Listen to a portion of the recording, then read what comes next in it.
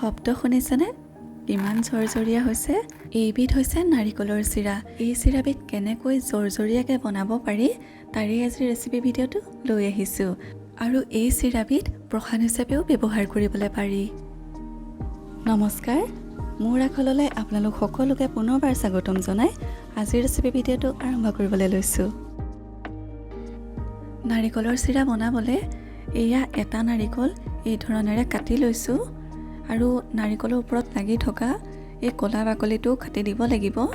নাৰিকলৰ চিৰা যিমান বনাম বুলি ভবা হয় সেই অনুসৰি নাৰিকল ল'লে হয়। মই এটা লৈছোঁ আৰু এতিয়া এই কলা বাকলিটো কাটি ল'ম। আচলতে নাৰিকল কটা বা গুচোৱা এই কামটো বিৰাট দিগদাৰ, যিহেতু বহুত টান হয়। এই কলা বাকলিটো গুচাবলৈও টান হয় বাৰু। এতিয়া গোটেইখিনি নাৰিকলৰ টুকুৰাৰ এই কলা বাকলিটো এই ধৰণেৰে গুচাই ল'ম।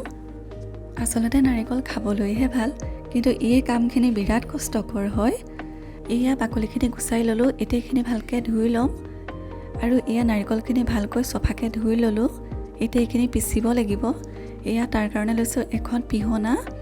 এই পিহনাখনৰ এয়া এনেকুৱা সৰু ছাইডটোত নাৰিকলখিনি পিচি ল'ম আৰু এয়া দীঘল দীঘলকৈ পিচিম এই ধৰণেৰে, যাতে নাৰিকলখিনি দীঘল দীঘলকৈ ওলায়। এতিয়া আটাইখিনি নাৰিকল পিচি ল'ম আৰু এয়া নাৰিকলখিনি পিচি হৈ গ'ল। এয়া দেখিছেনে দীঘল দীঘলকৈ পিচি লৈছোঁ। এয়া এতিয়া গেছত কেৰাহী বহাই দিছোঁ আৰু কেৰাহী বহাই দি পেলাই এয়া অলপ দিছোঁ পানী। এয়া কিন্তু ঠাণ্ডা পানী দিছোঁ। চেনি গলাবৰ কাৰণে এয়া পানী দিছোঁ। নাৰিকলৰ পৰিমাণ বা চেনিৰ পৰিমাণ অনুযায়ী পানীটো দিলে হয়। এয়া মই কম যেন লগাত আৰু অকণমান দি পেলাই এতিয়া দিছোঁ চেনি। নাৰিকল যিমান আছে সেই অনুসৰি দিব লাগিব। মই 4 চামুচ চেনি দিম। এই 3 চামুচ দি পেলাই অকণমান লৰাই লৈছোঁ যাতে লাগি নাযায় কেৰাহীটোত। এতিয়া অকণমান লৰাই পেলাই আৰু 1 চামুচ দি দিম, বা যিমান মিঠা খায় সেই অনুসৰিও চেনিটো দিলে হয়, কিন্তু চেনিটোতো অকণমান দিবই লাগিব, যিহেতু অকণমান মিঠা কৰিব লাগিব বা নাৰিকলখিনি ভাজিব লাগিব।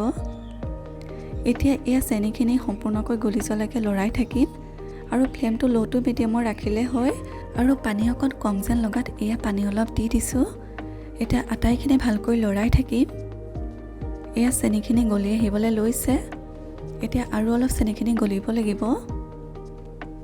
চেনিখিনি গলাওঁতে মই ফ্লেমটো বাৰু মিডিয়ামতে ৰাখিছোঁ। নাৰিকলৰ এই চিৰাবিধ খাবলৈ বহুত ভাল লাগে আৰু এই চিৰাবিধ আমি প্ৰসাদ হিচাপেও ব্যৱহাৰ কৰিবলৈ পাৰোঁ। আৰু আজি যিহেতু লক্ষী পূজা, সেই উদ্দেশ্যে এই চিৰাবিধ মই প্ৰসাদ হিচাপে বনাইছোঁ। আৰু এয়া চেনিখিনি এতিয়া গলি আহিছে। এতিয়া ইয়াত এয়া পিচি থোৱা নাৰিকলখিনি দি দিম। এয়া যিমান নাৰিকল থাকে সেই অনুসৰি চেনিৰ পৰিমাণটো ল'ব, আগতেও মই কৈছোঁ। এয়া নাৰিকলখিনি দি পেলাই এতিয়া ভালকৈ লৰাই থাকিব লাগিব। ল' টু মিডিয়াম ফ্লেমত একেৰাহে লৰাই থাকিব লাগিব। এতিয়া কিন্তু হাত এৰিব নোৱাৰি, নহ'লে কেৰাহীটোত লাগি যাব পাৰে, তেতিয়া কিন্তু বেয়া হ'ব। এয়া মই একেৰাহে লৰাই আছোঁ। আৰু নাৰিকল ভাজিবলৈ যিটো বাচন ব্যৱহাৰ কৰা যায় সেই বাচনটো কিন্তু চফা হ'ব লাগিব। কোনো ধৰণৰ হালধিৰ দাগ থাকিব নালাগিব দালি ভাজি বনোৱা, তেতিয়াহে ভাল হ'ব দেখিবলৈ। আৰু এয়া খুব ধুনীয়াকৈ নাৰিকলখিনি ভাজি থকা হৈছে আৰু কেৰাহীটোৰ পৰা প্ৰায় শুকাই আহিছে। আৰু বহুত সময়ো ভাজিব নালাগে, নহ'লে একেবাৰে ৰঙা পৰি যাবগৈ। যেতিয়াই কেৰাহীটোৰ পৰা শুকান হৈ অকণমান এৰাই আহিবলৈ ধৰে তেনেকুৱাতে গেছটো অফ কৰি দিব। আৰু যেতিয়ালৈকে নাৰিকলখিনি শুকাই পেলাই জৰজৰীয়া হৈ নাযায় তেতিয়ালৈকে কেৰাহীটোতে বহলকৈ মেলি ৰাখি থৈ দিব। তেতিয়া খুব ধুনীয়াকৈ জৰজৰীয়া হৈ যাবগৈ। আৰু মোৰো এই নাৰিকলৰ চিৰাখিনি খুব ধুনীয়াকৈ কেৰাহীৰ পৰা এৰাই আহিছে। এতিয়া গেছ অফ কৰি ৰাখি থৈ দিম জৰজৰীয়া হ'বলৈ। আৰু নাৰিকলৰ চিৰাখিনি জৰজৰীয়া হোৱাৰ পিছত এয়া শব্দ শুনিছেনে? মই উলিয়াই লৈছোঁ। এয়া কিমান ধুনীয়া জৰজৰীয়া হৈছে আপোনালোকে শব্দ শুনি চাওক। এই ধৰণেৰে যদি এই নাৰিকলৰ চিৰাবিধ বনোৱা হয় খুব ধুনীয়া হয়, খাবলৈও বহুত ভাল হয়। গতিকে এই ধৰণেৰে আপোনালোকেও বনাব আৰু প্ৰসাদ হিচাপেও ব্যৱহাৰ কৰিব পাৰে। গতিকে এইটোৱে আছিল আজিৰ নাৰিকলৰ চিৰাৰ ৰেচিপি। শেষত আপোনালোক সকলোলৈকে লক্ষী পূজাৰ শুভেচ্ছা জনাই আকৌ এটা নতুন ৰেচিপি লৈ অহাৰ প্ৰতিশ্ৰুতিৰে আজিলৈ বিদায়। ধন্যবাদ।